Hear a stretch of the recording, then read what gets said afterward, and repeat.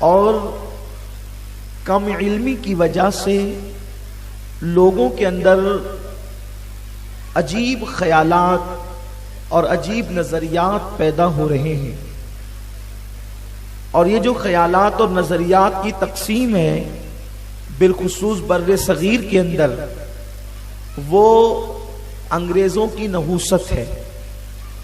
انگریز جب ہندوستان آیا تو اس نے بہت ساری چیزیں جو ملک ہندوستان کے اندر پھیلائی، اس میں سے ایک چیز یہ ہے کہ اہل حق کے عقیدے کو بھی انگریزوں نے متزلزل کرنے کی کوشش کی، اور یہ ناسور لوگوں کے اندر اتنا بڑا کہ اب لوگ اولیاء اللہ کے حوالے سے، انبیاء، صحابہ اور اہل بیت کے حوالے سے مختلف نظریات میں تقسیم ہو گئے۔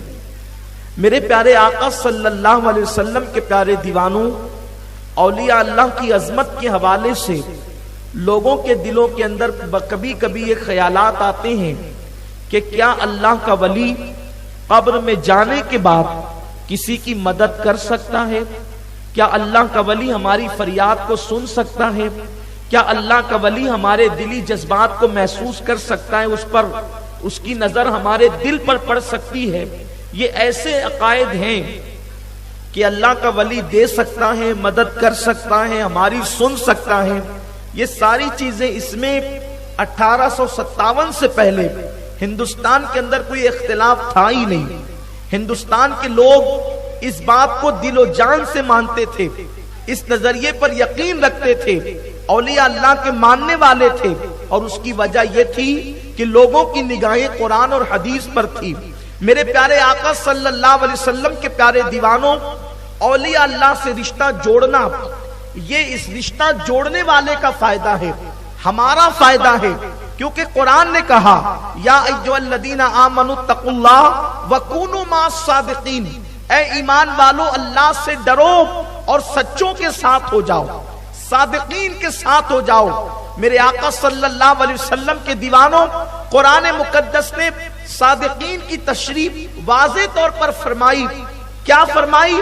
انعم اللہ علیہم من النبیین والصدیقین والشہداء والصالحین، کہ وہ لوگ جو سچے ہیں، انعام یافتہ ہیں، وہ انبیاء کی جماعت ہیں، صدیقین کی جماعت ہیں، شہداء کی جماعت ہیں، صالحین اور اولیاء کی جماعت ہیں۔ قرآن مقدس میں الگ الگ مقام پر اللہ نے ولیوں کی عظمت بیان فرمائی۔ کہیں پر اصحاب کہف کا تذکرہ کیا اور اصحاب کہف کی عظمت کو بیان کیا، بلکہ میرے رب نے وہ کتا جو ولیوں کی چوکھٹ پر وفا کے ساتھ بیٹھ گیا، رب نے اس کے بھی جنتی ہونے کا اعلان کر دیا۔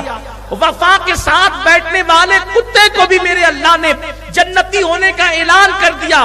کہیں پر قرآن آصف بن برخیہ کا تذکرہ کرتا ہے، کہیں پر قرآن جناب زکریا کا حضرت مریم کے محراب میں داخل ہونے کا تذکرہ کرتا ہے۔ یہ روایتیں میں اس لیے نہیں پڑھنا چاہتا، اس لیے کہ آپ بار بار مجھ سے سن چکے ہیں، حضرت زکریا محراب مریم میں داخل ہوئے، رب کی بارگاہ میں دعا کی، حضرت آصف بن برخیہ کا تذکرہ آپ مجھ سے سن چکے ہیں۔ تو اولیاء اللہ کی کرامتیں، ان کی نگاہیں، ان کی طاقت، ان کی قوت اللہ نے قرآن میں بیان فرمائی۔ خود بخاری شریف اٹھا کر کے دیکھیں تو جناب زریج جو بنی اسرائیل کے اولیاء میں سے ایک ولی تھے، انہوں نے چند دن کے بچے کی کوکھ میں انگلی رکھی تو اس سے آپ نے کلام کروایا اور اس نے بات کی، اور اس کرامت کا ذکر مصطفیٰ جان رحمت نے فرمایا، اللہ کے رسول نے، اور بخاری شریف میں وہ حدیث پاک آئی۔ اسی طریقے سے اور بھی روایتیں موجود ہیں، لیکن اس کی طرف نہیں جاتا۔ میں چند روایتیں اس امت کے حوالے سے پڑھنا چاہتا ہوں۔ اللہ کے جو اولیاء ہیں، اللہ کے جو برگزیدہ بندے ہیں، اللہ کے جو مقرب بندے ہیں، اللہ نے ان کو ایسی نگاہ عطا کی ہے کہ وہ ہمارے دلوں کو بھی دیکھتے ہیں، دل کے جذبات کو بھی دیکھتے ہیں۔ آپ اٹھا کر حدیث پاک دیکھیں، ایک شخص رستے سے چلتے ہوئے گزر رہا تھا، ایک خوبصورت عورت پر اس کی نظر پڑی، اس نے اس عورت کو گندی نظر سے دیکھا، اور دیکھنے کے بعد سیدنا عثمان غنی کی بارگاہ میں آیا۔ جب بارگاہ عثمان غنی میں حاضر ہوا تو حضرت عثمان غنی نے فرمایا، اے شخص میں تیری آنکھوں میں زنا کا اثر دیکھ رہا ہوں، میں تیری آنکھوں میں زنا کا اثر دیکھ رہا ہوں. یعنی انسان کی آنکھیں بھی زنا کرتی ہے. اگر انسان کسی عورت پر بد نظری کرے تو یہ آنکھوں کا زنا ہے. سیدنا عثمان غنی نے اس عورت کو گھورنے والے اور گندی نظر سے دیکھنے والے شخص کو کہا کیا بات ہے، میں تیری آنکھوں میں زنا کا اثر دیکھ رہا ہوں. وہ شخص کہنے لگا کیا اب بھی وہی آتی ہے؟ اللہ کے نبی مصطفیٰ جان رحمت صلی اللہ علیہ وسلم تو پردہ فرما چکے، وحی کا سلسلہ تو ختم ہو چکا، کیا آپ پر اب بھی وحی آتی ہے؟ عثمان غنی فرماتے نہیں، مصطفیٰ جان رحمت پر وحی تو ختم ہو چکی ہے، مجھ پر وحی نہیں آتی، مگر اللہ نے مجھے دل میں وہ نگاہ عطا فرمائی ہے کہ میں تیری آنکھوں کے اندر زنا کا اثر دیکھ رہا ہوں. میرے پیارے آقا علیہ السلام کے پیارے دیوانوں، یہ سیدنا عثمان غنی رضی اللہ تعالیٰ کی نگاہ ہے. اسی طریقے سے اشارہ دینا چاہتا ہوں، سیدنا فاروق اعظم اپنے منبر پر کھڑے ہو کر جمعہ کے دن اللہ اکبر نہاون کے اندر جو جنگ ہو رہی ہے وہاں کا منظر دیکھ کر کے رہنمائی فرما رہے ہیں. اسی طریقے سے اور بھی بہت ساری کرامتوں کا تذکرہ کیا جا سکتا ہے. اور ایک بات تو پھر میرے مولا کی ہے، سیدنا مخدوم اشرف جہانگیر سمنانی کا تذکرہ کرنے سے پہلے ان کے دادا کا ذکر بھی کر لیا جائے. مولا علی کی نگاہ کیا تھی، علی مرتضیٰ کی نگاہ کیا تھی. ایک مرتبہ صبح کا وقت ہے، صبح کے وقت میں میرے مولا نے اپنے غلام کو بلایا اور غلام کو بلانے کے بعد فرماتے ہیں جاؤ اور جا کر کے دیکھو فلاں محلے کے اندر میاں بیوی آپس میں جھگڑا کر رہے ہیں، ان کو میرے پاس لے کر کے آؤ. آپ توجہ فرمائیں، علی اپنے گھر میں بیٹھے ہوئے ہیں، علی اپنے گھر میں بیٹھے ہوئے ہیں. کس کے گھر میں کیا چل رہا ہے علی کو پتا ہے، اور اس کے بعد کوئی علی کے پاس آتا نہیں ہے، میرے مولا کے پاس آتا نہیں ہے. علی غلام کو خود بیچتے ہیں، فلاں گھر کے اندر میاں بیوی میں جھگڑا چل رہا ہے، جاؤ ان دونوں کو میرے پاس لے کر کے آؤ. غلام گیا اور جانے کے بعد کہتا ہے لڑنے والوں چلو، لڑنے والوں چلو، لڑنے والوں چلو، میرے مولا تمہیں طلب فرماتے ہیں. مولا علی کے پاس دونوں آ کر کے کھڑے ہو گئے. میرے مولا نے فرمایا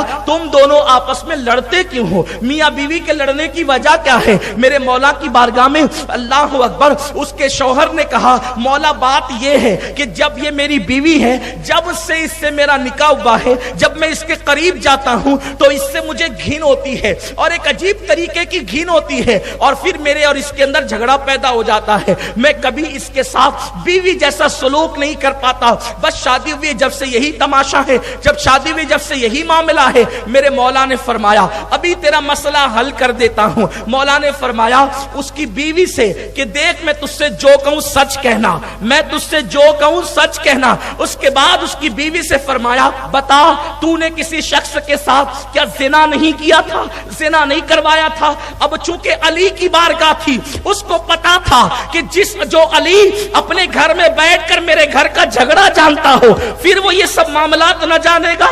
علی لوگوں کو اس لیے ہضم نہیں ہوتا کہ علی لوگوں کے گھر کی بھی جانتا ہے، علی لوگوں کے نسب کی بھی جانتا ہے. کیا بات ہے بابا، سبحان اللہ. لوگوں کے نسب بھی جانتا ہے، لوگوں کے معاملات بھی جانتا ہے، اس لیے علی لوگوں کو ہضم نہیں ہوتا. میرے پیارے آقا صلی اللہ علیہ وسلم کے پیارے دیوانوں، میرے مولا نے فرمایا کہ کیا تو نے کسی کے ساتھ زنا نہیں کروایا؟ اس نے کہا جی. پھر فرمایا اس سے تجھے بیٹا پیدا ہوا تھا؟ کہا جی. جب بیٹا پیدا ہوا تو تیری ماں نے اور تو نے مشورہ کیا تھا کہ اگر یہ بچہ ہم معاشرے میں سماج میں لے گئے تو اس بچے کے باپ کے بارے میں لوگ پوچھیں گے تو ہم کیا جواب دیں گے، اس بچے کے باپ کے بارے میں سوال ہوگا تو کیا جواب دیں گے. تو اس وقت تم نے کیا کیا تھا؟ اس بچے کو ایک بچے کو پھینک دیا تھا. کہاں بالکل پھینکا تھا.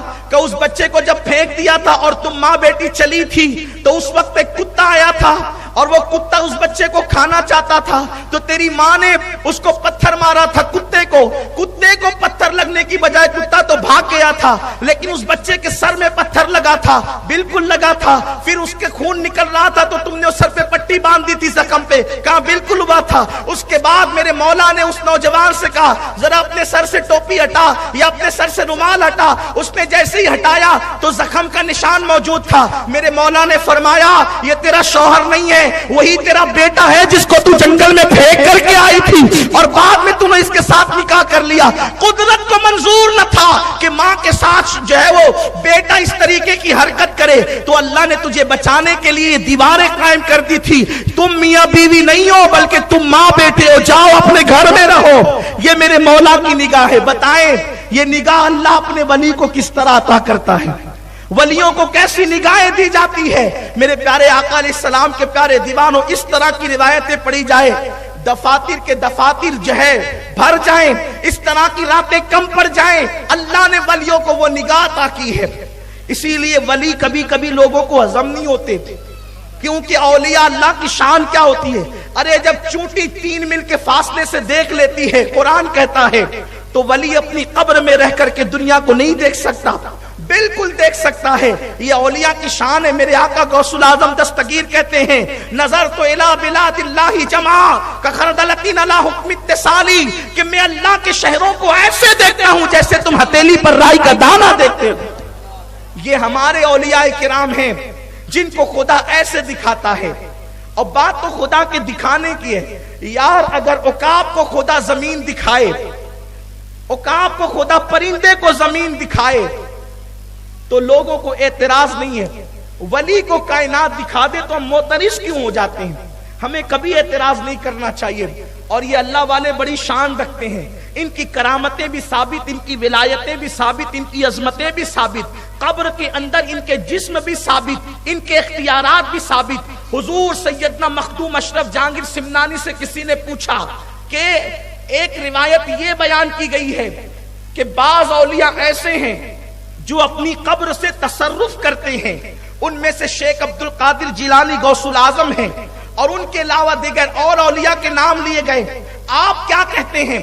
آپ فرماتے ہیں ہمارے سلسلے چشتیہ میں تو اولیاء اللہ کے درجات میں تفریق کرنا یہ بے ادبی میں تصور کرتا ہوں، البتہ ہمارے سلسلے میں اور کچھ اولیاء ہیں جو قبروں کے اندر رہ کر کے آج بھی تصرف کرتے ہیں۔ اس میں سے فرماتے ہیں ایک تو میرے پیر و مرشد حضرت سیدنا علاؤلک پنڈوی رحمت اللہ تعالی علیہ، اور دوسرے حضرت سیدنا محبوب الہی رحمت اللہ تعالی علیہ، اور حضرت سراج اخی رحمت اللہ تعالی علیہ آئینہ ہند، اور ایک حضرت محبوب الہی رحمت اللہ تعالی علیہ، اور ایک حضرت قطب الدین بختیار کاکی رحمت اللہ تعالی علیہ، اور ایک سلطان الہند سرکار غریب نواز رضی اللہ تعالی۔ یہ اولیاء آج بھی اپنی قبور سے تصرف کرتے ہیں۔ یہ اولیاء کرام آج بھی تصرف یعنی اختیار رکھتے ہیں، روحانی طور پر مدد کرتے ہیں۔ اگر یہ بات آپ کو سمجھ میں نہیں آتی تو اس کو قرآن سے مزین کر دی جائے۔ جس وقت جناب سلیمان علیہ السلام نے اپنے وزیر آصف برقیہ کو کہا کہ تخت بلقیس لاؤ، اس وقت حضرت سلیمان علیہ السلام ملک شام میں تھے اور بلقیس کا تخت یمن میں تھا۔ آصف اپنی جگہ سے ہٹے بھی نہیں اور پلک جھپکنے سے پہلے بلقیس کا تخت لا کر حاضر کر دیا۔ کون کہہ رہے؟ قرآن کہہ رہا ہے۔ اس لیے ہمیں بھی اپنی عقیدے کی اصلاح کرنی چاہیے۔ اور یہ سیدنا مخدوم اشرف کون ہے؟ یہ اشرف سمنا کون ہے؟ اب ذرا دل کے کانوں سے سنیے، جس کے جشن میں آئے ہیں وہ ہمارا مخدوم۔ الحمدللہ تعالی تحدیث نعمت کے لیے بات کہتا ہوں، اظہار کے لیے نہیں، تکبر کے لیے، تحدیث نعمت کے لیے۔ سلسلے قادریہ، سلسلے رفاعیہ، سلسلے رضویہ، سلسلے اشرفیہ کی برکتیں میرے پاس موجود ہیں۔ سبحان اللہ سبحان اللہ۔ میں اس سلسلے کا خلیفہ ہوں الحمدللہ، یعنی ایک اعتبار سے میں خود بھی اشرفی ہوں، جہاں قادری ہوں، رفاعی ہوں، رضوی ہوں، شاذلی ہوں، طبقاتی ہوں، دسوقی ہوں، یہ سارے سلاسل کی خلافتیں بفضل تعالی مجھے حاصل ہے۔ میں اس پر فخر نہیں کرتا، شکر کرتا ہوں ان نسبتوں پر۔ اور جو اتنا ڈوب کر جو بزرگوں کا تذکرہ کرتا ہوں، چونکہ ہر بزرگ سے نسبت ہے تو چونکہ میں اس اعتبار سے ان کا مرید ہوتا ہوں۔ حضرت بابا تاج الدین رحمت اللہ علیہ کی ہمیں کل حاضر تھا، تو بابا تاج الدین رحمت اللہ تعالی علیہ صرف 2 واسطوں سے بابا تاج الدین میرے پر دادا پیر ہوتے ہیں۔ سبحان اللہ۔ اتنا قریبی سلسلہ اب نہیں رہ گیا ہے، بہت کم ہے یہ۔ مجھ میں اور بابا تاج الدین رحمت اللہ علیہ اس سلسلے کی بھی مجھے خلافت حاصل ہے۔ بڑی برکتیں میں نے پائی اس در سے الحمدللہ، اور بھی ہر چیز کا تذکرہ نہیں کیا جا سکتا، لیکن بات آئیے تو عرض کر دوں کہ جب میں کہتا ہوں نا سیدنا مخدوم اشرف ہمارے مرشد، تو کبھی آپ کو غلط فہمی نہ ہو کہ آپ کے مرشد کیسے ہو گئے، تو مجھے خلافت اس سلسلے کی حاصل ہے، اس اعتبار سے وہ میرے مرشد ہیں۔ شیخ احمد رفاعی رحمت اللہ علیہ اس سلسلے کی برکتیں بھی مجھے حاصل ہے بفضل تھا۔ ھذا من فضل ربی، اپنے پاس تو کچھ نہیں ہے۔ لوگ کبھی کہتے ہیں کہ یہ کمائی آپ کی، ایک کہتا ہے کہ یہ کمائی باپ کی ہے۔ میرے پاس نہ آپ کمائی ہے نہ باپ کمائی ہے، میرے پاس جو کچھ ہے وہ سب بغداد کی خیرات ہے۔ نہ آپ ہے نہ باپ ہے، سب غوث العظم دستگیر کی خیرات ہے، اور انشاءاللہ جب تک وہاں کا پنجہ اپنی پشت پر رہے گا انشاءاللہ تبارک و تعالیٰ اپنا کام چلتا رہے گا۔ کیوں؟ اس لیے کہ اہل سنت کے امام نے کہا ہے کیوں دبے جس پہ حمایت کا ہو پنجہ تیرا، کیا دبے جس پہ حمایت کا ہو پنجہ تیرا، شیر کو خطرے میں لاتا نہیں کتا تیرا، شیر کو خطرے میں لاتا نہیں کتا تیرا۔ تو بہرحال یہ مخدوم اشرف کون ہے؟ مخدوم اشرف اور سرکار غریب نواز کا دور تقریباً کم و بیش آپ اور آپ کے دور میں کتنے واسطے ہیں؟ حضرت بختیار کاکی بابا قطب الدین، حضرت بابا فرید الدین گنج شکر 2، حضرت سیدنا محبوب الہی 3، حضرت اخی سراج آئینہ ہند 4، حضرت علاؤلق پنڈوی 5، یعنی 5 واسطے ہیں غریب نواز اور مخدوم اشرف جہانگیر سمنانی کے درمیان۔ اب ذرا میں حوالے پڑھنے لگا ہوں اور حوالے کے ساتھ بات کرنے لگا ہوں۔ اولیاء اللہ کی بات ہم کبھی گلو نہیں کرتے، میں بارہا کہہ چکا ہوں، لوگ گڑ کر وہاں کہتے ہیں جہاں فضیلتیں نہیں ہوتی، کرامتیں نہیں ہوتی۔ ہمارے بزرگوں کے لیے دفتر کے دفتر موجود ہے الحمدللہ، اس لیے ہم سنیوں کو گڑنے کی ضرورت نہیں پڑتی۔ شیخ عبدالحق محدث دہلوی رحمۃ اللہ علیہ لکھتے ہیں یہ 5 واسطے ہیں سرکار غریب نواز اور حضرت مخدوم اشرف جہانگیر سمنانی میں۔ یہ سیدنا مخدوم اشرف جہانگیر سمنانی وہ ہے، شیخ عبدالحق محدث دہلوی فرماتے ہیں کہ سرکار غریب نواز فرماتے ہیں میرے سلسلے کے اندر ایک ایسا ولی پیدا ہوگا جو اپنے وقت کا غوث ہوگا، اس کا نام سید اشرف ہوگا، اور وہ میرے سلسلے کو آج سر نو زندگی عطا کرے گا۔ جس کی غوثیت کا اعلان، جس کی ولایت کا اعلان حضور غریب نواز نے کیا ہے، وہ سیدنا مخدوم اشرف جہانگیر سمنانی کی ذات ہے۔ اب آئیے ان کی غوثیت کا اعلان کون کر رہا ہے؟ ولادت مخدوم سمنا سے پہلے کس نے اعلان کیا؟ ابھی آپ نے غریب نواز کا نام سنا، ہم سنیوں کے لیے تو غریب نواز کا نام ہی کافی ہے، اور تحقیق کے لیے محقق علی الاطلاق شیخ عبدالحق محدث دہلوی کا حوالہ کافی ہے۔ لیکن اب آ جائیے اس بارگاہ کی طرف جس کو غوث العظم دستگیر کی بارگاہ کہتے ہیں، جس کو غوث العظم دستگیر کی بارگاہ کہتے ہیں۔ غوث پاک کی بارگاہ میں ایک شخص آتے ہیں اور آنے کے بعد کہتے ہیں یا غوث الثقلین مجھے بیٹا نہیں ہے اور مجھے بیٹا چاہیے۔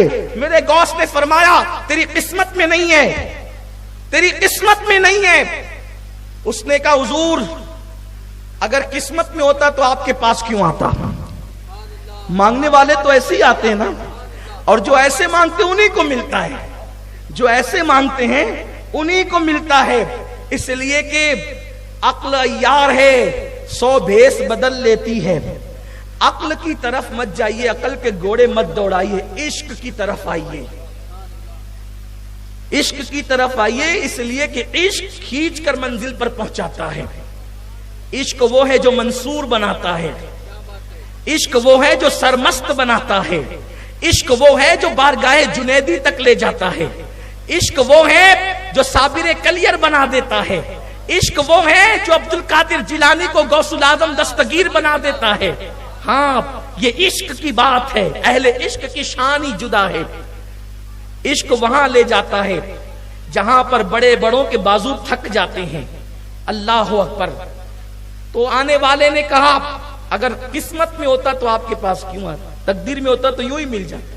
اور اولیاء اللہ تقدیر پڑھتے ہیں، اولیاء اللہ تقدیر پڑھتے ہیں۔ مولانا روم اپنی مثنوی میں کہتے ہیں کہ اولیاء اللہ کے سامنے لوح محفوظ سامنے ہوتا ہے، بالکل سامنے ہوتا ہے، وہ پڑھتے ہیں۔ اب آپ کہتے ہیں کیسے پڑھتے ہیں؟ یہ بات آج کے دور میں سمجھنا سمجھانا بہت آسان ہو گیا ہے۔ اگر کوئی آج سے 100 سال پہلے کہتا، 100 سال بھی نہیں بلکہ 50 سال پہلے کہتا کہ ایک ایسا آلہ ایجاد ہوگا کہ سعودی میں بیٹھ کر کے ایک بندہ بغیر وائر کے مالیگاؤں والے سے بات کرے گا، کوئی وائر وغیرہ نہیں ہوگا، چھوٹا سا ایک آلہ ہوگا، اس سے بات ہوگی، تو لوگ کہتے چل بھائی صبح سے کوئی ملا نہیں تھا کیا تجھے؟ ہم ہی ملے تھے بیوقوف بنانے کے لیے۔ لیکن آج ہو رہا ہے نا ایسا، لوگ بات کرتے ہیں موبائل سے اور پتہ نہیں آگے آگے کیا کیا ایجاد ہوگا، اور جیسے جیسے ایجادات بڑھتی جائے گی ویسے ویسے جو ہے وہ دلیلیں منکشف ہوتی جائے گی، لوگوں کو سمجھنا سمجھانا آسان ہوتا جائے گا۔ جب سیٹلائٹ کی اتنی مضبوط طاقت ہے کہ اس نے سعودی میں بیٹھنے والے کو مالیگاؤں والے سے قریب کر دیا، سنوا بھی دیا، بلکہ اب تو سننا نہیں، اب تو لوگ دیکھ بھی لیتے ہیں۔ اگر آپ کے نزدیک دیکھنا جائز ہے تو آپ دیکھ بھی لیتے ہیں، آپ بیٹھ کر کے دیکھتے ہیں نا کہ کس سے بات ہو رہی ہے، کس سے نہیں ہو رہی، یہ سب چیزیں آپ کر لیتے ہیں نا، یہ سب چیزیں ہو رہی ہیں۔ اور پھر اس کے بعد وہ کیسے رو کر بول رہا ہے یا ہنس کے بول رہا ہے یا وہ مذاق کر رہا ہے، وہ سب چیزیں آپ کے سامنے ہوتی ہیں۔ اس کے پیچھے مکۃ المکرمہ کے اندر خانہ کعبہ ہے، کعبہ کی دیواریں، یہ سب بھی تو آپ دیکھ لیتے ہیں۔ یہاں بیٹھ کر کے آپ کعبہ کی دیواریں دیکھ لیتے ہیں۔ کیوں بھائی؟ اتنی قریب ہو گئی دنیا، بلکہ لوگوں نے کیا کہا، دنیا سمٹ گئی، مٹھی میں آ گئی دنیا، گلوبل ولیج ہو گئی دنیا، ایک چھوٹا سا گاؤں ہو گئی دنیا، یہ حال ہو گیا دنیا کا۔ اب آپ بتائیں، انسان کے بنائے ہوئے ایک چھوٹے سے آلے پر لوگوں کو اتنا یقین ہے، اور اللہ تبارک و تعالیٰ کے ولیوں پر لوگوں کو یقین نہیں ہے۔